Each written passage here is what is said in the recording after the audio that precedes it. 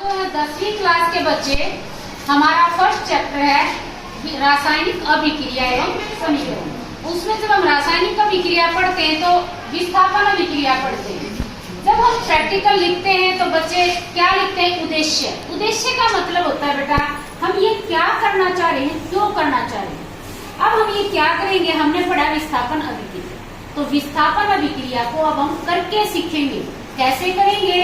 अब जैसे हमने सबसे पहले क्या लिया था, कॉपर सल्फेट ये लिया, बच्चे ने पकड़ना एक मिनट, इसमें से कॉपर सल्फेट लिया है और पानी डाल करके सबसे पहले क्या किया, घोल बना लिया है। इसमें साथ के साथ उतरता हुआ घोल बनाता हुआ दिखा दे।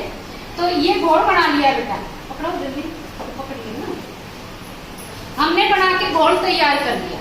ये थोड़ा सा हमने पहले किया था, ये घोल तैयार कर लिया बेटा। इस तरह से घोल बन जाएगा। कैसा रंग है इसका?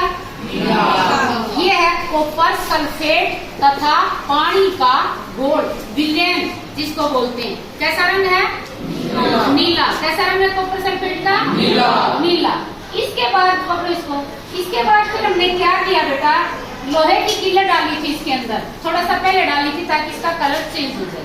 जब हम लोहे की कीलें डालते हैं, धागे से बांध लेंगे और इसी तरीके से हमने कॉपर सल्फेट एक दूसरी टेस्ट ट्यूब में ले लिया और उसमें हमने क्या किया बेटा, लोहे की कील जो बिल्कुल साफ थी, जंग नहीं था, उसको हमने रेगमार से साफ कर दिया था धागे से बांध के, और एक के अंदर हमने इसको लटका दिया था। ये कम से कम 2 घंटे हो गए इसको किए, ठीक है। इससे फिर हमने क्या देखा, कुछ समय के बाद हमने क्या देखा है, जब हमने इसका देखो कलर मैच किया तो अब इसका रंग कैसा कैसा लग रहा है? हल्का हरा, हल्का हरा। और ये कैसा रंग है? नीला। तो यहाँ पर क्या हुआ, ये रंग में बदलाव कैसे आया, ये बात हमने जानी। तो यहाँ पर बच्चे ध्यान देंगे बेटा, ये लोहे की कीलें क्या होती है, लोहा यानी फेरस, ठीक है। लोहे की कीलें जब कॉपर सल्फेट के घोल में डाली तो इसने क्या की, रासायनिक अभिक्रिया। कॉपर जो है वो कम क्रियाशील धातु है, आयरन जो है लोहा है वो अधिक क्रियाशील धातु है। जैसे इसके अंदर डाला तो सल्फेट के साथ कॉपर को हटा करके लोहा ने उसके साथ यौगिक बना लिया, जिसको हम बोलेंगे आयरन सल्फेट, या हम उसको फेरस सल्फेट भी बोल सकते हैं, जिसका रंग हल्का हरा दिखा है।